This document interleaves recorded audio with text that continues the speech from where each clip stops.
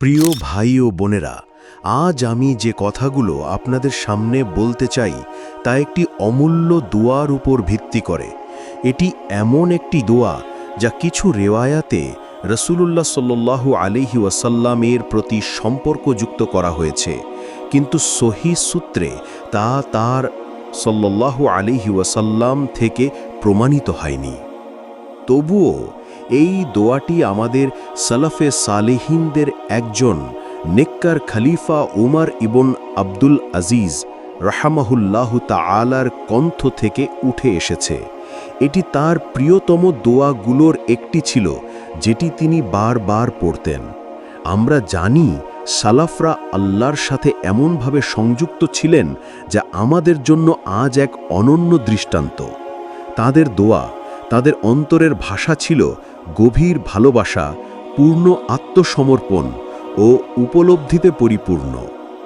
ইয়াহইয়া ইবন সাঈদ বর্ণনা করেন, উমর ইবন আব্দুল আজিজ রাহমাহুল্লাহু খুব ঘন ঘন এই দোয়াটি করতেন, আল্লাহুম্মা রদনি বিকদাইক ওয়া বারিক লি ফি কদারিক। হে আল্লাহ, আমাকে আপনার ফয়সালায় সন্তুষ্ট করে দিন এবং আমাকে আপনার তাকদীরে বরকত দিন। এরপর তিনি দোয়াতে বলতেন, হাত্তা লা উহিব্বা তা'জিলা মা আখারতা ওয়ালা তা'খিরা মা আজ্জালতা। যেন আমি এমন কিছু তাড়াতাড়ি চাই না যা আপনি দেরিতে নির্ধারণ করেছেন, এবং যেন এমন কিছু দেরি করতে না চাই যা আপনি তাড়াতাড়ি নির্ধারণ করেছেন।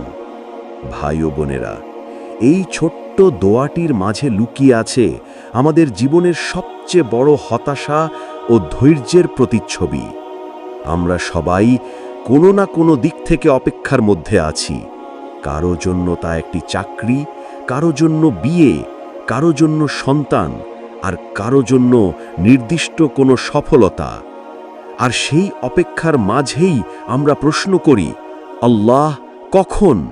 আমি তো চাচ্ছি, এত দোয়া করছি, হচ্ছে না কেন? এই অস্থিরতা কখনো আমাদের দোয়া থেকে বিরত করে ফেলে।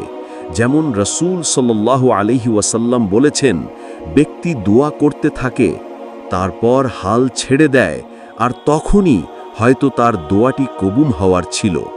শোনো ভাই, আল্লাহ দেরি করেন, কিন্তু তা আমাদের না দেওয়ার জন্য নয়, বরং আরও ভালোভাবে দেওয়ার জন্য। একজন নেককার ব্যক্তির স্বপ্নে শুনলেন, হে আমার বান্দা, আমি তোমার কণ্ঠ শুনতে ভালোবাসি। আল্লাহ আমাদের দোয়া শুনতে ভালোবাসেন। তিনি চান আমরা তার দিকে ফিরে আসি, তার সামনে কান্নাকাটি করি, কাতরভাবে চাওয়া জানাই। এই দোয়ার মাঝে একটি গুরুত্বপূর্ণ শব্দ আছে।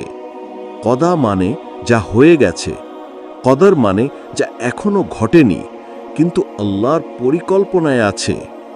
তাই দোয়াটা আমাদের শেখায়, হে আল্লাহ, যা হয়ে গেছে তাতে আমি যেন সন্তুষ্ট থাকি, আর যা এখনো আসেনি তা যেন আমার জন্য বরকতময় হয়।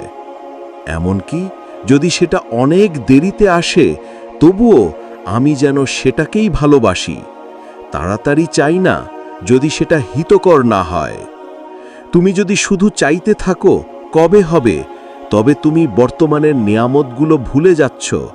তোমার বাবা মা বুড়ো হচ্ছেন, সন্তান বড় হয়ে যাচ্ছে, জীবন কেটে যাচ্ছে, আর তুমি শুধু ভবিষ্যতের অপেক্ষায় অন্ধ হয়ে পড়ছ।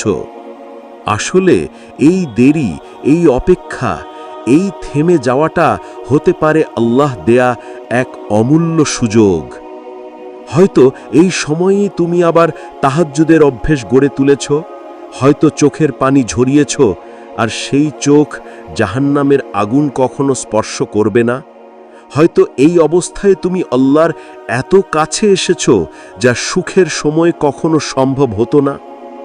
তাই মনে রেখো, আল্লাহর পরিকল্পনা যেমন নিখুঁত, তেমনি তার সময়ও নিখুঁত। তুমি শুধু বলো, আল্লাহুম্মা রদনি বিকদাইক ওয়া বারিক লি ফি কদারিক হাত্তা লা উহিব্বা তা'জিলা মা আখারতা ওয়া লা তা'খিরা মা আজ্জালতা। হে আল্লাহ, আপনার ভয়শালায় আমাদের অন্তরকে সন্তুষ্ট করে দিন ভবিষ্যতের তাকদীরে আমাদের জন্য বরকত দিন। আমাদের ধৈর্য দান করুন, যেন আমরা কখনো না বলি কেন দেরি করছেন, বরং বলি আল্লাহ জানেন কখন আমার জন্য সবচেয়ে ভালো। হে আল্লাহ, যা চলে গেছে তাতে আলহামদুলিল্লাহ, যা এখনো আসেনি তার জন্য আলহামদুলিল্লাহ। আপনার উপর আমাদের আস্থা অটুট থাকুক, আমাদের অন্তরে থাকুক সান্ত্বনা, দৃঢ়তা ও তাওয়াক্কুল। আল্লাহুম্মা আমিন।